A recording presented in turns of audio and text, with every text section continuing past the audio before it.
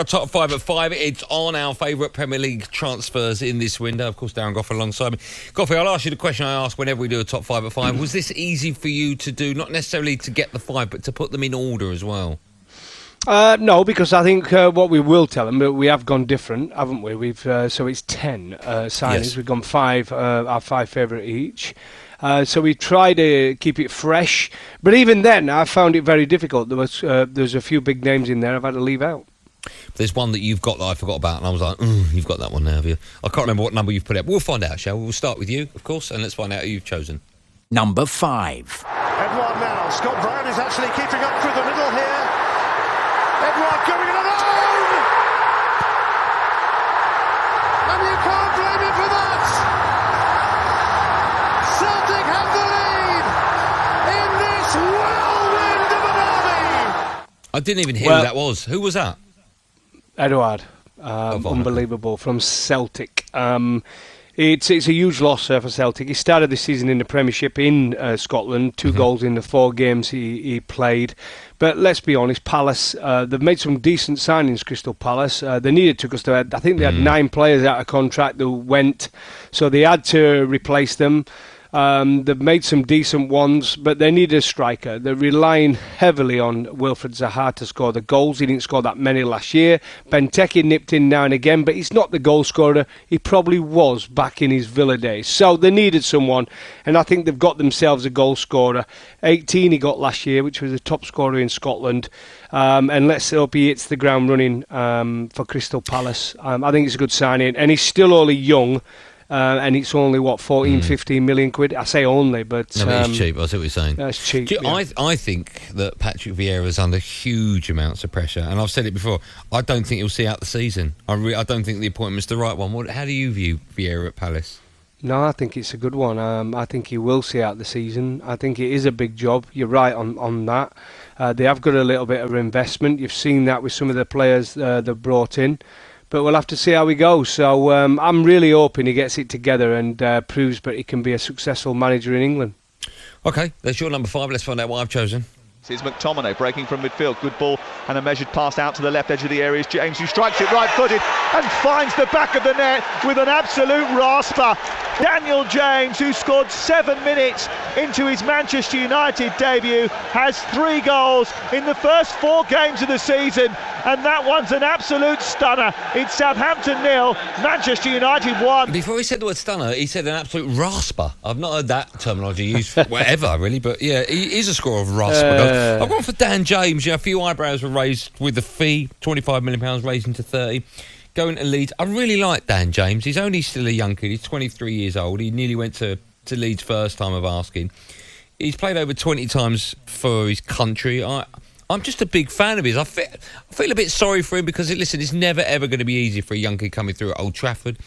Even more so when, your position's taken up by a £70 million plus transfer coming in, Jadon Sancho. You got Ronaldo as well, might play occasionally on the right, so he's down the pecking order.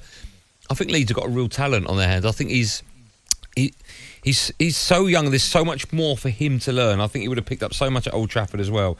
I think he's going to be a great player. A few Leeds fans found out, I think it was yesterday on the show, it might have been Monday when I was alongside Ray Parlour, question why Leeds need a player like that and where he's going to play. But listen, it's a squad game. We were talking about Liverpool, have they improved their squad? I think he's a great player to have in a squad. And a club like Leeds, they love breaking. They love breaking with pace. It gives them options. He can play on either flank if you want him to cut in as well. I think he'll do really well at Ellen Road. I really do. Well, I do, and it might also make them change. Rafinha might come more central as well. We know he can play out on the right, he can play central, he can play anywhere because he's such a quality player, one of my favourite players that I saw last year. So I think it is. It's someone they needed, and he does like those wingers, don't they, who've got pace. So I think it's a good move for him, Leeds. He's a hard-working kid as well, from what I understand. And also, I've been told by various people at Old Trafford that he's not just a great talent on the pitch, but in the dressing room, behind the scenes, he's someone that everyone gets on with. And when you've got someone like that and everyone likes coming into it, a bit like when we saw Jesse Lingard go into West Ham, you saw what that did behind the scenes in the dressing room. From what I understand, Dan James is exactly the same. So I wish him all the luck in the world. I think he's a fantastic talent. Right, let's move on. Find out what you've chosen next, Goughy. Number 4. Everton with Damari Gray come forward again. And he shoots, and he scores. Damari Gray puts Everton in front at the Amex. It's the travelling Toffees fans jumping with delight away to our right-hand side. It was a powerful burst into the penalty area, a low left foot shot into the corner, no chance for Sanchez. Yeah, this was the one I wanted. When you picked it, I was like, I should have gone for that. That's a great pick you've gone for there, Goughy. Well, listen, I thought he was a good player when he was at Leicester. Wasn't meant to be there. Went to Bayer Leverkusen, only 12 appearances last year, 1 goal. Well, guess what? He's come to Everton. He's only 25 still, and he's already scored 2 goals. So absolutely top signing. I think he's fitted right into Everton, and I think they're going to see a very, very good player, a good signing. And what was it? Less than a couple of mil, less than 2 mil, wasn't it? The price, incredible, absolute steal. It is, and you get the feeling that Benitez is going to play with wingers, with pace as well out wide. You got Calvert-Lewin up top. I think they look really good. I know Everton. It pains them to say it, Everton fans. Of course, no one that's an Everton fan wants to, praise Rafa, but I think they all soon will have to, because he's got them playing a lovely brand of football. They look dangerous on the counter. And as you say, for what, £2 million is an absolute steal. Absolute steal. Money well spent. Let's find out my choice, shall we? Out only as far as Danso right side. He recycles the ball. Vestergaard, he's underneath it and scores. And Southampton are level. And Yannick Vestergaard scores for Southampton. And it's another sticky situation for Ole Gunnar Solskjaer. Yeah, I've gone for Yannick Vestergaard. I think, listen, when you're talking about money well spent, he's 29, so he's just past the pomp, but that's still not old in today's game. I thought he played really, really well when he was at Southampton. £15 million is no money for someone that's going to be playing a big part of Leicester's future. They've had injuries recently to Fofana. Johnny Evans, we know, has been injured as well. Sionchu's not had a great start to the season. They've got players like Ndidi. I know you're a massive fan of his. He sits just in front of the back four, so he's there for a bit of protection. But I think when you're buying an established Premier League player and you're playing someone that also knows what it's like to play for his national side as well, and you're paying less than £20 million for someone that's going to do more than just fill a gap, I think Leicester have got a bargain. I really do. I think Leicester, full stop, have done good business in the window. They've managed to keep out of Maddison and Tielemans, and they've brought in fantastic players as well. So I think they've had an unbelievable window, Leicester. You're right. Okay, so we've done 5s and 4s. When we come back, we'll have 3, 2s and 1. And someone's texted in, cheeky they were, saying, I bet you're 3, 2 and 1 and all Man United. How dare they suggest that? Huh? Hold on. Oh, yeah, they've got a point. This is Drive on talkSPORT with me, Andy Goldstein and Dan Goughy with WeBuyAnyCar.com. Sell your car in 3 simple steps. I've done 5s and 4s. Let's move on and find out what Goughy has chosen as number 3. Number 3. And it was that man on his home debut, Jack Grealish, the £100 million man. Fantastic play from Man City on the right-hand side. A lovely through ball from Kyle Walker. He found Gabriel Jesus. He got to the byline. He played it across the 6-yard area. Grealish didn't actually know too much about it. Kind of just ricochets off him and hits his shin, but falls into the back of the net. A huge cheer at the Etihad Stadium. Go on, Goughy, tell us why and who and how. Well, listen, I like Jack Grealish. Love watching him play football. I think everybody, England fans, wanted him to start every single game. When he came on, he got the loudest cheer and everything about it. So, but he's a Villa favourite. There's no doubt about that whatsoever. The Villa fans wanted him to stay, but he wants to win trophies. You can see why he wants to join this team that's got full of world-class talent in Manchester City. It cost him over 100 million quid. 100 million. Is that too much, Goughy? Of course it's too much, similar to Lukaku and the Grealish, but we're talking about turning money down 189 for Mbappe. So when it comes down to 100 million quid for Jack Grealish, it's a great move for him. His salary will be huge. He'll probably go and win trophies. That's what he's gone there for in the first place. He's playing under Guardiola, one of the greatest managers that's around, and he's around world-class players. So it's a great move for him and Manchester City fans, because they're going to see a very, very good player. Yeah, but they've got loads of them anyway. I'm a massive fan of Jack Grealish. I'll tell you what I found interesting. I know it's early days. I know there's only 3 games played. He looks settled already. He looks like he's been there years, doesn't he? He looks so comfortable. His quality. His quality on the ball, when he's got the ball. I always believe when he's got the ball at his feet, he's quicker than when he hasn't. When he gets the ball at his feet and he runs with it, it's ridiculous, the pace he shows. Yeah. And now the ball's defenders, almost glued. Now defenders are frightened to go close to him. Certainly in the box, because they know he's got every chance of going down if they touch him. which I get, you know. I think, listen, it's a lot of money, but I'm a big Grealish fan. I think he's fantastic. He'll definitely improve City if that's at all possible. Let's move on and find out my choice, shall we? Winks can pick it up again outside the penalty area, finds Grealish, beautiful control from a difficult pass, and then it's played in towards the far post and put in beautifully by Jadon Sancho, who scores on Wembley turf for the first time in his career and doubles England's lead. Now listen, I don't know too much about German football. I know Kevin Hatchard, a German football expert, does. He's in fact joining us in 20 minutes time. When I did the Trans-Europe Express and Sancho was playing his football in Germany, every week he'd tell me just how amazing this boy was, not just for goals but assists as well. His record speak for themselves. I'm so excited that he's now a Manchester United player. He played at the weekend.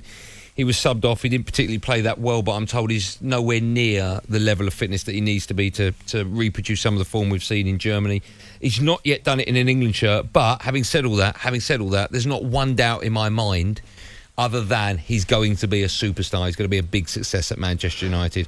I don't think that many people can be wrong about a player. He just looks great. He looks comfortable. He looks confident, and I can't wait. I can't wait until he settles. I can't wait till he's back to full fitness. And I think that right-hand side at Manchester United is in good hands for the next 7-8 years. I think he's going to be explosive. Why isn't he at full fitness, mate? I don't quite understand that. I mean, because England now are monitoring his fitness ahead of the game as well. I mean, what is the problem? Well, he had that international link up with England. Of course, then he had a holiday, and then he joined up with Manchester United later than a lot of other people. And I think when he got to Old Trafford, he wasn't fully fit, so he's still not match fit. But that will come. That will come. I've no doubt whatsoever about that. So, it's early doors. It's early doors, and I think, as I said, I think maybe in 3-4 weeks' time, when he does become fully match fit, we'll see the real Jadon Sancho. I've no doubts, Goughy. Trust me. You pay £74 million for a player like that, you're only going to see greatness and goodness. Right, 2 left. Let's find out what your next choice is. Number 2. Into the area. Can he pull it back? It's 1-1. It's Danny Ings. Southampton are level. Joy unconfined around St Mary's. They pulled themselves level. They were desperate in the first half, and they were desperate for an equaliser. They've got one within 5 minutes of the restart. Ings makes it Southampton 1, Everton 1. I'm going to clap your choice. That could easily be number 1, Goughy. Absolutely could easily be number 1, and purely because, I mean, the Villa everybody expected him to move, didn't they, from Southampton? I don't think there was any surprise, but he was going to move. But Villa just came and surprised everyone. A fantastic signing. They went and did their work. They already had a striker that scored goals, but they went and got somebody who's better, and Danny Ings, so they got 2 of them now. I think everybody thought, it could be Tottenham, could be Everton, could be someone else, could be this, could be that, but it went to Villa.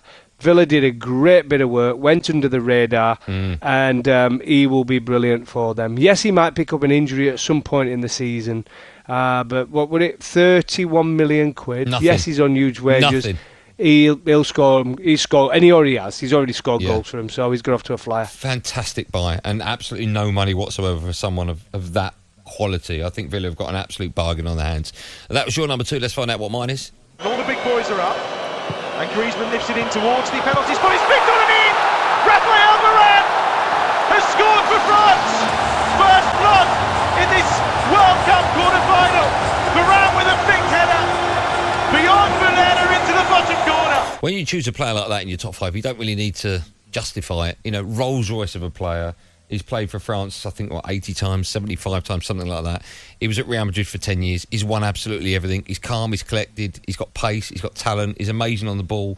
We saw that in his debut game against Wolves when Adama Traore was running at him. You could see the angle in which he's running back towards his goal, trying to keep him on one side. His positioning was brilliant. He's going to turn Harry Maguire into a better player. United as a back four, as a unit, will be better. You even wonder if David De Gea is going to turn into an even better goalkeeper, knowing he's got that in front of him.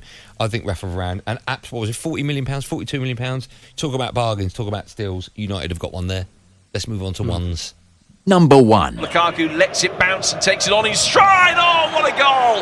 Number 30 of the season for Ronaldo Lukaku. Absolutely devastating in front of goal with any kind of half chance. And Inter Milan, who've been under pressure for the vast majority of the game so far. One-sided goal for Lukaku, and he takes it. Yeah, Lukaku, absolutely. Hold on. What were you looking at the window? You looking out the window? What happened? Yeah, somebody was at the door. Who's at the door? Who's at the door? There's somebody at the door. Who was it? Was it Grotbags? Oh, yeah. I hope not. I can't really answer. Amazon. You got Amazon delivery. Do you want to go and get it? Do you want to go and see what it is? No interest. Okay, right? fine. Well, I think the reason this is number one because Chelsea under Tuchel they showed how good they were defensively, tactically. Great manager, got them into the Champions League final, got them into the top four. They went and won the Champions League final, but they struggled with goal scorers, didn't they? They had Tammy Abraham, who's gone to Roma. He's doing all right at Roma. We could easily have that as a good signing. They got rid of Giroud, Werner and Havertz, better supporting the front man. So they went and got. And it cost him 97.5 million, but they went and got Lukaku, somebody who's on fire the last 3 years playing football. Let's be honest about it, whether it's for country or club. And Chelsea have got him, and I just think it makes them even stronger. It's a great, great signing. Yeah, I agree with everything you've said. So that's your number one favourite Premier League transfer this summer. Let's find out. I'm sure you've worked it out, but let's find out what mine is. Renato Sanchez into Rafa Silva, then off by Ronaldo, back to Rafa Silva again, onto Ronaldo, they want an offside flag, goes round the keeper, buries the ball, no offside flag, another goal for Cristiano Ronaldo. Once he starts, he cannot stop. I mean, I don't need to justify Ronaldo coming back. Tonight, by the way, Portugal are in action against Republic of Ireland. Ronaldo could become the greatest goal scorer of all time, and that's who Manchester United have just signed. I mean, you talk about filling the gap at Chelsea with Lukaku. Christian, I'm working for Man United on that first game against Newcastle. Ronaldo, I mean, talk about an absolute buzz around the ground. I mean, it would just be. I'm getting goosebumps now talking about it. Ronaldo back at Man United is my favourite Premier League. Amazing. It says transfer of the summer, probably of all time. Actually coming back, absolutely brilliant.